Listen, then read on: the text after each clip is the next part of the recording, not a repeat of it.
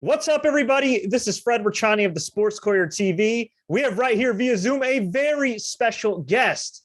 He's a former NWA World Champion, a former WWE Tag Team Champion, one of the most decorated veterans in the game, and he is going to be competing at Alwayz Ready, the pay-per-view airing on Fite this Saturday for NWA, the National Wrestling Alliance under Billy Corgan. We're talking to the talented, the great Trevor Murdoch. Trevor, thank you so much for your time. How's everything going? Fred, I'm a big ball of joy, buddy. Everything's going great. It's going great. We're going to talk about all of that, but let's focus on the task at hand, my friend. You are taking on, from what I understand, Aron Stevens, a.k.a. the former Damien Sandow, June 11th, NWA, Alwayz Ready on Fite. Can you tell us about this matchup and why fans should check it out? Well, I'll be honest with you.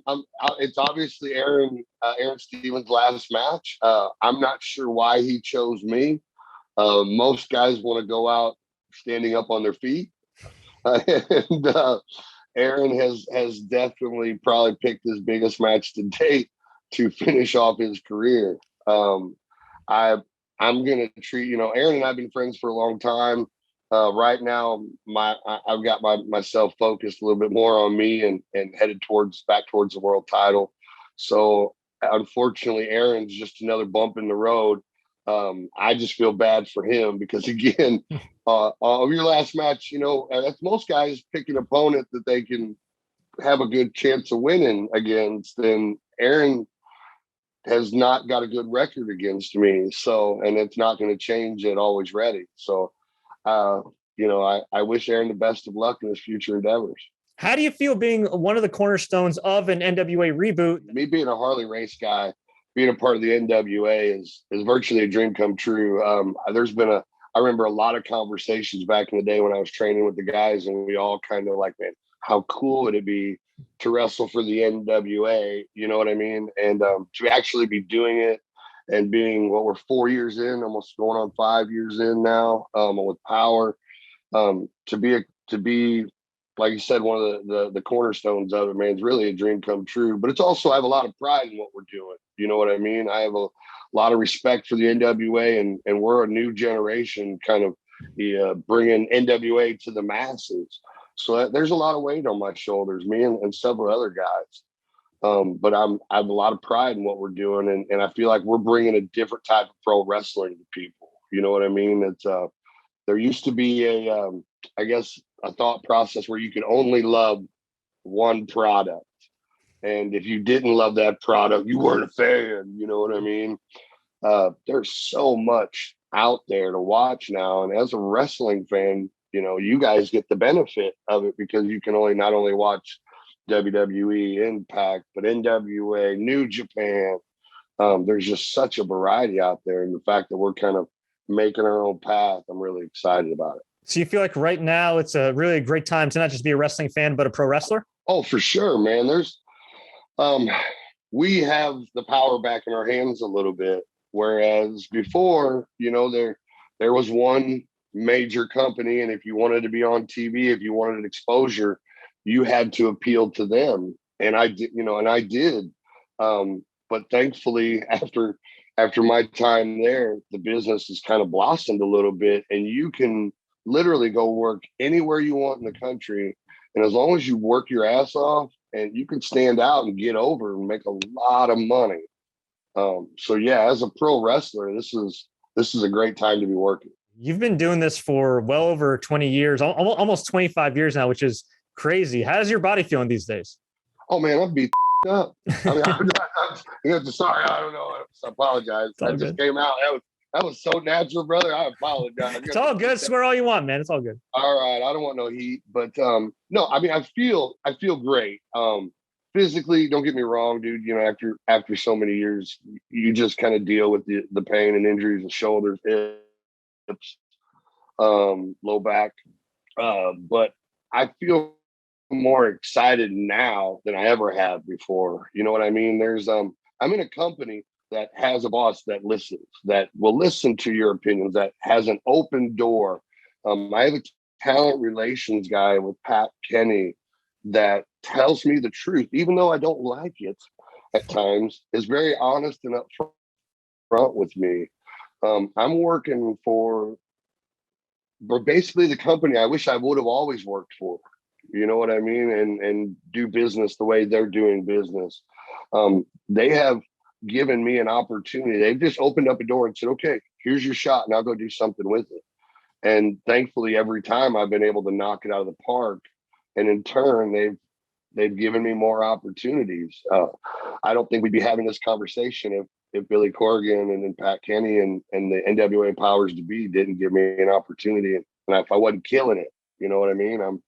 For a fat guy, I'm going out there tearing down the house, man.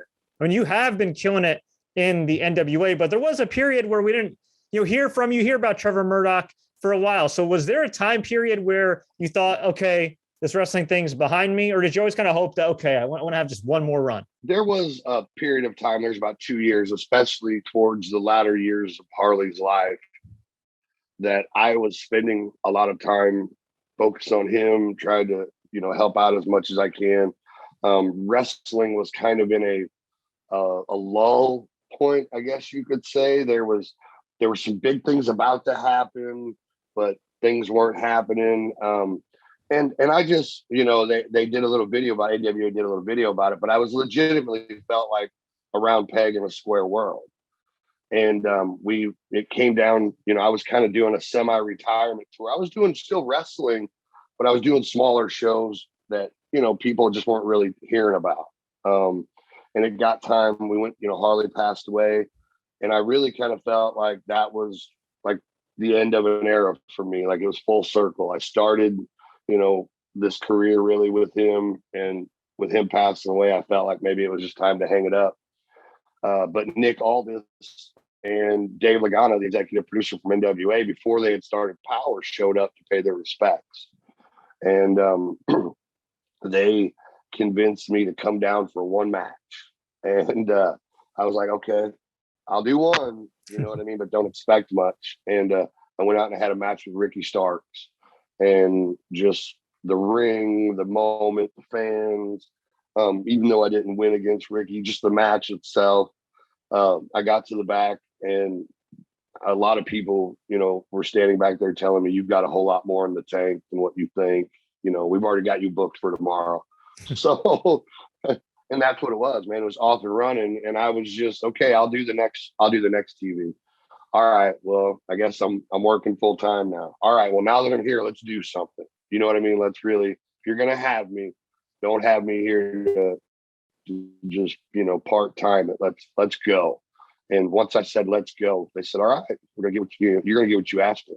When you finally became NWA World Champion, how surreal was that moment for you? And how seriously did you take being the NWA World Champion? When I won the world title, it was, I'm standing in the Chase, the home of where, the house that Harley built with the NWA, being the first main event in 37 years there, winning the NWA world title, my wife and kids there.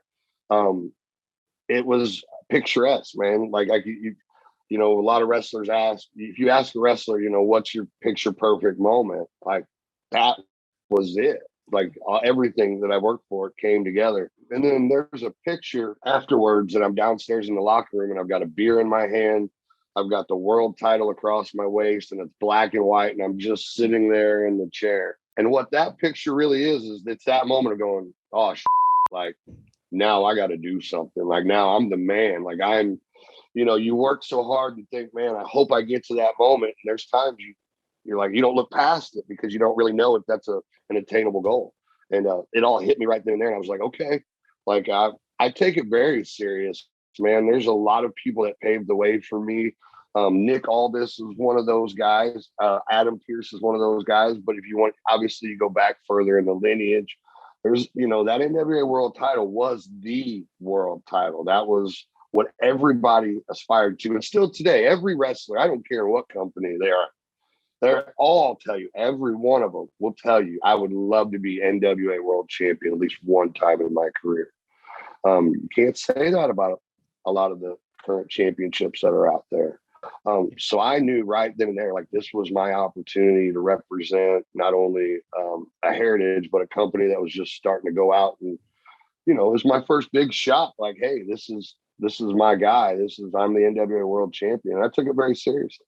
And how cool is it to see, Billy Corgan, Pat Kenny, all these guys giving a shot to guys like you? A lot of times when somebody, leaves WWE or another major company, some fans or some promotions may write them off. Like, okay, like they had their time in the sun, whatever. But no, like he sees potential in you. And obviously it's worked out. He sees potential in, Chris Adonis, Aron Stevens, all these, Elijah Burke. I mean, the list goes on and on. There's so many guys that feel so fresh in NWA despite being in the game for so long. That's what's kept a lot of us around, was the fact that he sees value in all of us where other companies, didn't or don't, you know what I mean? And he, even though, I'm not going to bury any other company, but if a company, we'll just say the one in Connecticut, doesn't want you, that doesn't mean that you're not talented, that you can't get over, that you can't make money. That just means, for some reason, probably something minute, that just didn't click. Whereas Billy's like, well, these guys still could go out there and kill it. They still go out there and make magic. And if I let them go, what can they really do? That's the thing. Like when you go to other companies, well, one starts with a W, one starts with an I, one starts, you guys get the picture.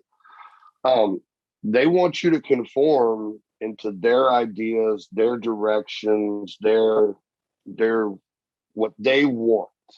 Whereas, Billy's a little bit more carefree in the fact, like, all right, I want to go this direction. You go out there and make the magic. You go out there and create the story. You go out there and give them something that they haven't seen in a long time or seen before. And that's very freeing as a wrestler. There's no one telling you can't do this, you can't do that. You're going to step on this person's toes. You can't say this in your promo. It's just go out there and do what you do. And that's why you see all these guys flourishing, because they're really talented. And they've just never been given that spotlight or that moment to go out there and do what they know how to do. I know it sounds crazy, but that's how it is. Billy Corgan seems very hands-on, like creatively, but at the same time, it sounds like what you're saying, like he lets the wrestlers do the wrestling thing. Like he doesn't try to involve us in that. No, and that's, you know what I mean? He has his ideas, but he doesn't come up to you and go, be very, he's not forceful at all. Mm-hmm. He wants to work with the talent, and he wants the talent to create their own space and create their own direction and create their own lane. And man, that's really freeing. Not to mention, it makes you feel very empowered. You know what I mean? It makes you feel like, all right, like, and you want to do that stuff now. Now that you've been given the go ahead and the green light, now you want to do good for him. You know what I mean? That's the other thing too. Like a lot of the guys that work for NWA, they want Billy to be happy because he's given us so much. It's time for us to make that pay off. You know what I mean? And that's to make the company grow and have great matches and good storylines, which in turn will make him happy. Now, we always like to ask all our guests some kind of random rapid fire questions just to get to know them better. Are you ready, Trevor? Sure, let's go. Favorite late night snack or cheat meal? Ooh, pretzels and peanut butter. All right. Besides Harley Race, who's your all-time favorite wrestler? Dusty Rhodes. Great choice. What would you say is the best match of your career? I drove two. I had one in St. Louis with the Hardys that was in front of friends and family, which was pretty big for the titles. But Nick Aldis and I, when it comes to moment, build up, match, everything, 73 Nick Aldis chase. Which young or up and coming NWA wrestler do you see having the most potential? You can name a few if you want. Jordan Clearwater, AJ Costanza, Jeremiah Plunkett, Black Cheese. Man, we got a locker room full of talented cats. Any funny stories involving Lance Cade that you're allowed to share? I can tell you about the time that we got arrested in Belfast, Ireland, as World Tag Team Champs. Go for it. Everybody enjoys that one. The rule of thumb at one time when you were on those tours, because you wrestle 18, 19 days straight. You know what I mean? And on your way home, everybody would go down to the hotel bar and just get hammered. So when you literally get on the plane drunk, you just pass out and sleep for 14 hours home. You know what I mean? So it's almost like a blink of an eye. You're back in the States and a long plane rides out of your mind. we were all downstairs in the bar. There's 4 chairs. I'm sitting across from Lance Cade. To my left is Randy Orton. To my right is Arn Anderson. And we were all 3 just picking Arn's brain, asking him, old story, 4 Horsemen stories. And a fan comes up to Randy in the bar and asks him to sign an autograph. And at the time, Randy was young, a little volatile, a little temper issues.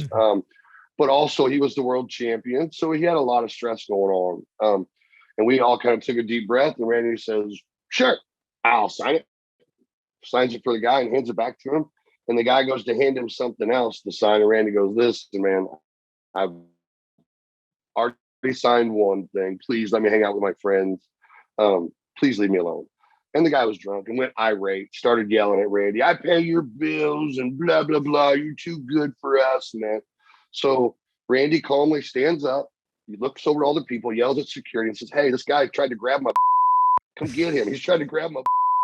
So security rushes over and they grab him and take him out of the bar. And we think nothing of it. And about 30 minutes later, guy's back again, but he's nice. He's like, "Hey, Randy, can you please sign this?" And Randy goes, "Listen, bro, I told you, man, please leave me alone." And the guy turns instant ass again, just yelling, cussing at Randy. And Randy, to his credit, stood up and didn't respond to the guy at all, got up back on the chair and yelled at security again, saying, "This guy just grabbed him up like he got them this time. Like, come and get this guy out of here." And security runs over, they grab him, take him out, tell us that they threw him out of the building, so we don't have to worry about it. Now, what no one knows at the time is Randy had gotten hurt 3 days before this. So bad, like he hurt his back so bad that he couldn't even bend over to tie his boots for the last 3 matches of the tour. The trainers had to tie him up. But he was world champion. There wasn't, he had to do the matches. They tried to hide him in 6-man to protect him and stuff, but he still had to wrestle. So we get the last call. It's about 3:00 in the morning, which gives us about 2 hours between that and the time we got to get on the bus to head to the airport to fly home. And we're walking out, and Lance is talking to Layla. Layla, yeah. I forgot her last name, but there's Lance and Layla are walking out of the bar. Randy Orton's probably 10 steps behind them, and I'm about 10 steps behind Randy. And as we're walking into the lobby, the guy that was supposed to be thrown out comes from around the front desk and is charging at Randy, and he's going to tackle him. And Randy catches him out of the corner of the eye, and he goes, "Murdoch!" And I'm hammered. You know what I mean? I am 3 sheets to the wind, and I turn around and I see this guy coming, and I just smoke him. Bam, goes down. And I guess he had a buddy there. He started charging me, but he made the mistake of taking his jacket off, and he got too close. Well, I just wham, just punched him in the face. And before I know it, I'm in this half moon of Irishmen, a part of an Irish wedding reception that was staying at the hotel, and they're all drunk. And they just seen me punch 2 of their buddies, and they're taking their jackets off, and I'm going, man, this is going to be a rough one. And thankfully, my tag team partner turns around and sees what's going on, turns into an NFL linebacker, full steam. These old boys never seen him coming from behind. He just lowered his head, boom, took 2 of these guys and just knocked them onto their bellies. Grabs me, throws me through the hole, and him and I are like in a James Bond movie running from the villains. As we looking behind us, all these Irishmen are coming. We get into the elevator, and the doors close, and they're running, and it goes, shh. So we're like, oh, thank God. So we get to our rooms, and we're just talking about the chain of events, and out of nowhere, our phone rings. Uh-huh. And I answer it, and Lance and I both look at each other. I'm like, our phone shouldn't be ringing. It's a little late. And answer the phone, and it's Arn Anderson, and I'm trying to act like I'm sleeping. Like, oh, what's up? What's going on, Arn? Is that knucklehead Lance Cade with you? Yes, sir. Well, you 2 need to get your asses down here. You're getting arrested. Oh no. So we go downstairs, and what we don't know is the first guy that I punched, our security, who was supposed to have been watching us the whole time, was talking to a young lady and not paying attention. caught the very end of the altercation. And the first guy that I punched was coming up and come up on all four. And this security guard decided to do a running punt right to his face and lifted the guy up, and he was out. Well, hotel called the cops. They called ambulances. And so we go downstairs and, we're trying to explain to the cops what's going on. They don't want to listen to it. And this was the really bad part was the security guard was black that was protecting us. So they threw him, and they were like, this is the first time I'd ever seen I felt like some racial injustices. They threw him into the paddy wagon immediately.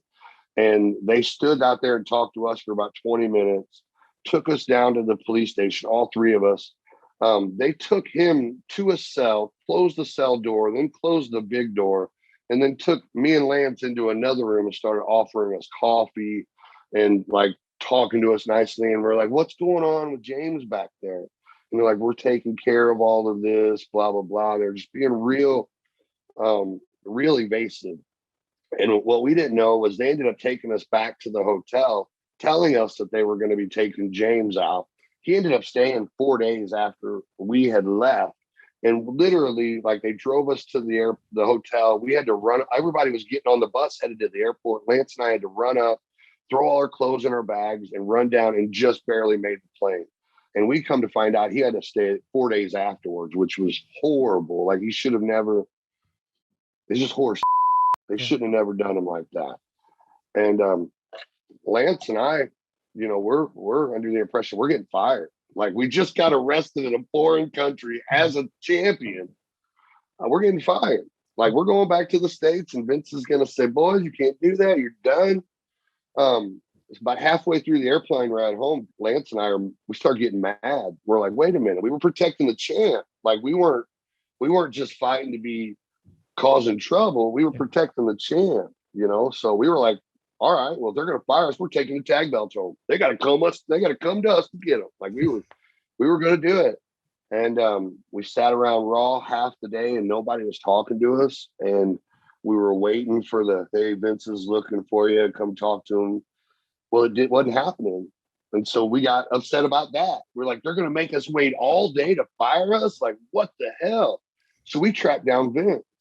And we just, Lance and I just laid it out for him. This is what happened. This is why we did what we did. We didn't want Randy to get hurt. He's the world champion. They had camera phones then, dude. You know what I mean? And that's all it would take is this guy on top of the WWE World Tag Team Champion and somebody take a picture and it'd be across the world, the globe. And we tell Vince all of this, and there's probably, it felt like forever, but it was just a 10-second pause. And he goes, you know what, boys, it's good for the fans to get their asses kicked every once in a while. Who knows? Might have been there, might have been worse. Don't worry about it, boys. I'll take care of the lawyers. We'll take care of it. Don't worry about it. That night we were on Raw, winning, defended the titles, walked out. All right, we're good to go. We were, didn't think nothing of it. What's funny, side note, I get released probably a year later. Lance gets released 3 months after I do. And we get a call from WWE Legal. And you get a call telling us that, hey, you need to go to Belfast, Ireland and take care of your problem. We were like, what problem? And they were like, you guys still got to go to court for that fist fight. And I were like, what? And we explained to Johnny, Vince said he was going to take care of it. And he's like, nope. And I was like, well, I'm just not going to go. When am I ever going to go back to Belfast, Ireland? They're not going to come to the States to serve a warrant on me for fist fighting in Ireland. And he goes, but it'll screw your passport up. And I was going back and forth to Japan a lot right after I got let go. And I was like, well, what am I supposed to do? And he said, I don't know, but take care of it. So I got off the phone. 5 minutes later, I got a call from Lance. And he's like, do you believe this horse? They're leaving us hanging to dry. I said, Lance, you got to call Shawn. He's like, I'm not doing it. I'm not calling Shawn. Because Lance was trained by Shawn, and Lance felt... Shawn Michaels Rosadono. Yes, Shawn Michaels, sorry. Lance never wanted to go to Shawn and go, can you help me? You know what I mean? Lance always wanted to do things on his own, and which I respected that. But I didn't get trained by Shawn, and I sure as hell ain't going down for this. So I called up Shawn, and I said, "Hey, man, this is what's going on." I was like, I feel like they're really leaving us out to dry. And he goes, "Yeah, they are. But that's not right." He goes, "If you don't hear from me in 10 minutes, call me back. Or if you don't hear from me or somebody else, don't, call me back."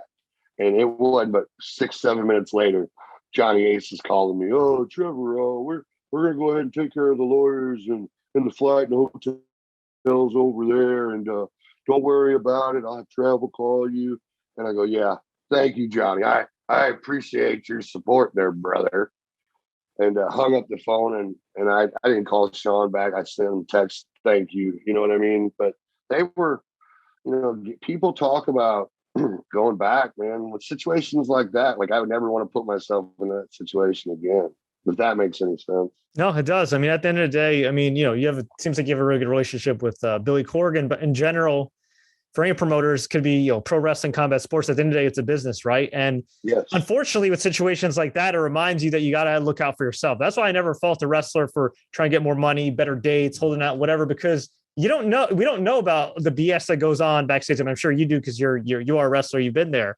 But it's like, for the fans watching and listening, like, yeah, that's ridiculous. I mean, the fact that you would have to go all the way to Belfast, Ireland on your dime. They said they take care of it and everything. And a year later, that's crazy. I mean, thank goodness you had Shawn Michaels, who you could call, and he was able to kind of get that taken care of. But yeah, I mean, I would imagine that's one of probably many situations he dealt with, right? Yeah, man. And what's even funnier is we flew over there and we spoke to the cops for like 30 minutes, and they had CC footage. So every 30 seconds, the picture changed. So it never even had any footage of us fighting. We spent 30 minutes talking to the cops, and then we went back to the hotel. And that was it. Yeah. That's wild. It's crazy, right? Yeah. Well, glad you guys did end up, getting through it. And, shout out to Shawn Michaels, who Yes. who helped you out. And he's doing obviously a great job as a producer and mentor in NXT these days. What's the best piece of advice you could give for success? It's so generic, but I am the proof in the pudding of not giving up, man. You know what I mean? To be a pro wrestler and say you do this for a living, there's going to be a lot of times you're down, and there's going to be very few times you're up. You work for the times that you're up. You've just got to keep pushing, and you just got to remember that you have value. And that's what a lot of wrestlers don't understand. They're willing to wrestle and just work, and take whatever opportunity is given to them, which is great. And they should at times. But there are times that you need to understand that you have value and that you should be compensated for that value, because I guarantee you somebody else is getting compensated for your value. Well said. Why should fans watch Alwayz Ready? They will see grown-ass men and women beat the shit out of each other. And who doesn't want to watch that? Who doesn't enjoy that? You know what I mean? That's the one great thing about NWA, man, is you've got so many men and women that go out there and lay the wood to each other and put it all on the line. And we do it old school, and that's who's the toughest at the end of the day. And at Alwayz Ready, I think you're going to see a lot of badass people step up to the plate. Awesome. Bonus question: is there anything you wish I asked you in this interview? Oh man, wish had asked me. Yeah, man, how do I get the physique of a champion, Trevor? Like, that's all. Like, you didn't ask me my workout plan. You didn't ask me about my diet. I really am slightly offended about that. I'm really sorry, but I grew up on some old school wrestling. I like to keep kayfabe. I mean, I don't want you to give all your secrets away, right? That's right, brother. That's right. Oh man, there you go. And actually, I will ask you one more question, because you mentioned off the air you're also a business owner. So being an entrepreneur, being a longtime wrestler, doing both kind of full time, being a family man, I mean, that's a lot of work. How the hell do you balance everything? Man, it's just 1 week at a time, brother. Like, I'm in a really great spot in my life where I have zero free time, and I don't know how I'm doing it. I take one day at a time, just like this podcast. I literally broke you in for like 45 minutes. As soon as we get done, I've got 2 houses I got to get working on and get finished up within the next couple of days. I'm happy, man. And that's the good thing, dude, is I am probably happier now than I ever have been, and I'm busier than I ever was. That's great to hear, man. Great to hear. Well, Trevor, it was an absolute pleasure learning about your journey, hearing about your conquests in the NWA. Of course, we're looking forward to Alwayz Ready on Fite. You also check out, of course, NWA on YouTube and online. Trevor, where can we find you online, and where can we find you next after Alwayz Ready? At Twitter and Instagram, I'm at The Real T Murdoch. And of course, on Facebook, I got a blue check mark. Facebook made me earn that. I'm there. And you guys can catch me. Actually, June 13th and June 14th, we're going to be in Nashville, Tennessee at Sky Studios taping the next set of NWA TV tapings. So if you guys are in the area or anybody wants to go, make sure you guys check that out.